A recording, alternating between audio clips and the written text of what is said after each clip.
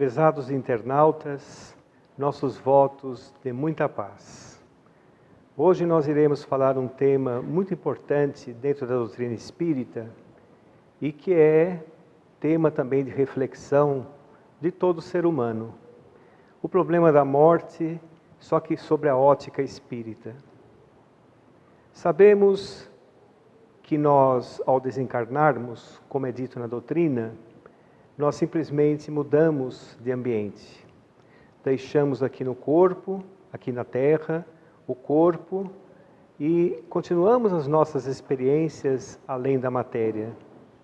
Trata-se a vida espiritual da verdadeira existência, porque nós não somos pessoas que estamos vivendo experiências espirituais. Somos espíritos que estamos vivendo uma experiência breve de encarnados. Do ponto de vista espírita, segundo os espíritos da codificação, a pessoa não desencarna porque o espírito sai do corpo. Desencarna porque o corpo já não consegue mais sustentar o espírito.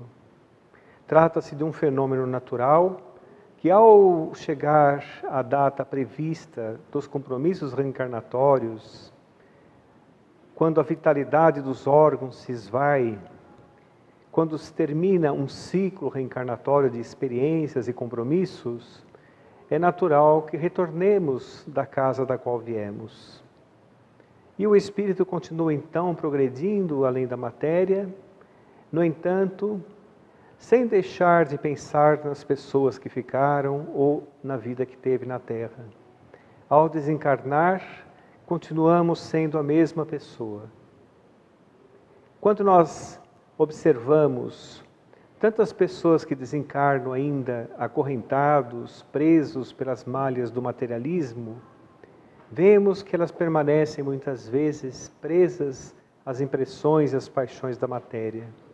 Quando o indivíduo tem uma consciência de que a vida prossegue muito além da matéria, ele se vê liberto dos achaques do corpo ou das enfermidades, ou de um provável ou possível desencarne violento. O fato é que a espiritualidade sempre dá a sustentação necessária, o amparo e o esclarecimento necessário àqueles que retornam para a vida maior. Parentes que nos antecederam na vida maior, que têm mais experiência naquela nova situação da existência, acolhem a quase todos que chegam na vida espiritual. Lá orientam, benfeitores especializados nisso, também orientam as pessoas que lá chegam.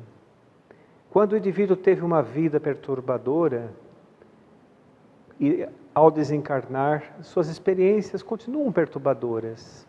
Por isso que se recomenda que o importante não é o momento do desencarne. O momento é como nós vivemos. O importante é como nós vivemos, a vida que se leva. Vivendo uma vida leve, desprendida de coisas que muitas vezes as pessoas olham de maneira obsessiva, como por exemplo a matéria, o excesso de conforto, o apego quase doentio a determinadas pessoas. Quando o espírito se vê livre dessas problemáticas, ao desencarnar, ele desencarna de maneira mais leve e mais tranquila. Outro fato é praticar o bem. Quando o indivíduo elege para a sua própria existência, tendo em seus passos o firme propósito de servir, ao desencarnar, ele desencarna continuando a servir. Ao chegar na vida espiritual, procura serviço. Quando a pessoa está no momento importante do desencarne, como foi citado, o fluido vital se esvai, existe uma equipe de espíritos especializados em romper os laços, os liames fluídicos que ligam o espírito ao corpo. Esse desprendimento geralmente se dá gradativamente, sendo que em desdobramento do corpo físico, tanto os familiares quanto a própria pessoa que vai desencarnar, recebe orientações que ficam gravados no íntimo do ser, para facilitar no momento do desenlace. Pessoas que passaram por grandes enfermidades prolongadas, ao retornarem para a vida espiritual, em lá chegando, continuam os seus tratamentos para adentrar-se na vida social da espiritualidade. O perispírito, que é o intermediário entre o corpo físico e o espírito, quando o indivíduo passa por enfermidades prolongadas, ainda traz um pouco das impressões da matéria. Mas esse reequilíbrio é conquistado gradativamente no corpo espiritual, sendo que em determinado tempo ele está apto a continuar as suas experiências além da matéria. Quando nós temos algum familiar, algum amigo que está desencarnado, importante é nós cultivarmos pensamentos leves em relação a esta pessoa, procurar emitir pensamentos de progresso e para que ele se adapte à nova realidade. Evitar pensamentos muito apegados, muito melancólicos, porque o pensamento para os espíritos desencarnados é quase plástico. Ele funciona realmente como algo extremamente real e palpável. Então a maneira como nós pensamos em relação ao desencarnado é muito importante, sendo que aqui da Terra mesmo, nós podemos ajudar e muito uma pessoa querida que está na vida maior, emitindo bons pensamentos e entendendo a situação do ponto de vista do espírito. Porque nós observamos que muitos que estão na vida maior, muitos espíritos desencarnados, a maior ansiedade deles é dizer para os familiares que continuam vivos e que muitos já não estão mais doentes, já estão bem, porque deixaram no corpo, aqui na Terra, aquelas enfermidades que possuía. É muito comum as pessoas que não têm um conhecimento ainda da continuidade da existência, ficarem com a mente fixa nos momentos de dor, ou no hospital, ou mesmo no velório, ou na enfermidade prolongada, ou no desencarne violento. Mas é importante nós percebemos que ao emitirmos um pensamento para uma pessoa que está desencarnada, aquele pensamento leve, porque aquele indivíduo é muito mais importante que aqueles momentos de dor. Aqueles momentos foram simples instantes da passagem de um plano para outro.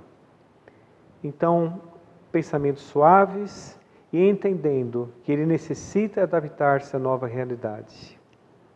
Desta forma, nós vamos compreender que o medo da morte, aos poucos, vai cedendo espaço à razão, porque o Espiritismo matou a morte, provando que ninguém morre. Não seria lógico nós prevermos que a pessoa adquire tantas experiências ao longo da existência para essas experiências acabarem, cessarem no mármore frio de uma campa. Não há sentido, seria desdenhar da própria inteligência do Criador. Todos nós somos espíritos que progridem incessantemente e que nada morre, e a morte é uma simples passagem de um plano para outro. Quando nós pensamos a respeito disso, entendemos a grandiosidade de Deus em nossas vidas e compreendemos também que cada vez que nós caminharmos sobre a terra, quando encarnados, trata-se de uma grande responsabilidade e que nós devemos aproveitar a oportunidade para quando retornarmos para o mundo espiritual, retornarmos com mais experiência.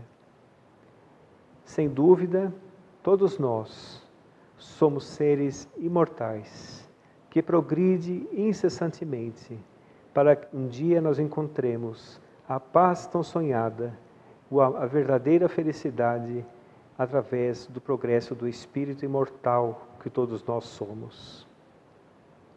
Entendemos desta forma que a bondade de Deus está em nossas vidas e que nós devemos caminhar pela terra entendendo que é um momento provisório e que a verdadeira existência é a vida espiritual.